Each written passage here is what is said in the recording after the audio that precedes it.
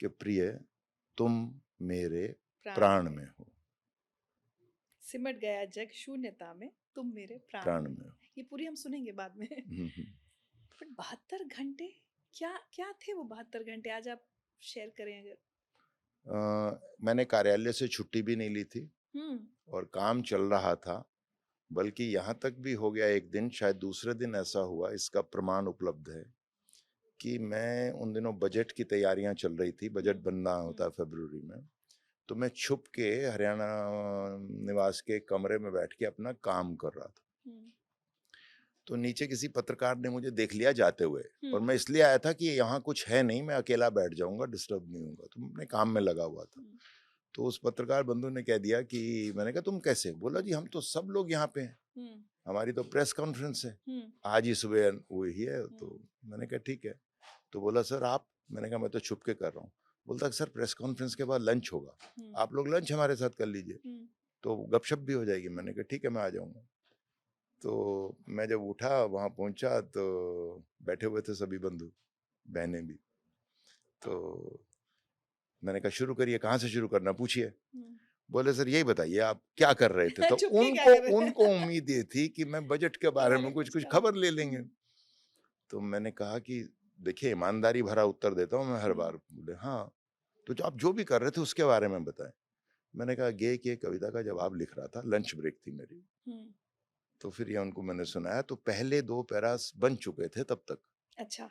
और वो मैंने सुनाए, कई बंधुओं ने उसको रिकॉर्ड भी कर लिया। तो इस प्रकार से हुआ। क्या बात है। और देखिए घंटे तो सबके पास 24 हैं। जीवन का सत्य जो है ना, ये हम भूले हुए हैं। आपाधापी दौड़ा भागी, मैं बिजी हूं, तुम बिजी हो, कल करते हैं, ले दे के। और political equality, economic equality, social equality, कोई कुछ कह ले, कुछ ग्रंथ लिख दें, इक्वालिटी एक ही है आप में और मेरे में और आपके हर दर्शक हर श्रोता में। घंटे 24 ही हैं। एक क्षण फालतू नहीं मिलता दिन में, एक कम नहीं मिलता। बट कौन उसका कैसा इस्तेमाल करता है? लेकिन हर व्यक्ति इसमें है कि काश थोड़ा समय और होता।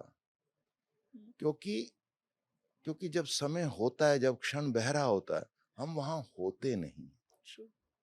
तब हमारी खोपड़ी, हमारा मन हमें कहीं और ले गया होता है, या तो पास्ट में या फ्यूचर और में। फिर बाद में रिग्रेट होता है कि वो समय चला गया। यही है, तो मिल जाता। तो साहित्य में रुचि क्या हमेशा से रही? क्योंकि आप कह रहे हैं कि समय भाई सबके पास है, लेकिन हम समझते हैं कि ब्यूरोक्रेसी की डिमांड्स कितनी होती हैं, 24/7 आप काम पर होते हैं, तो कितना समय निकाल पाए लिखने या पढ़ने के लिए?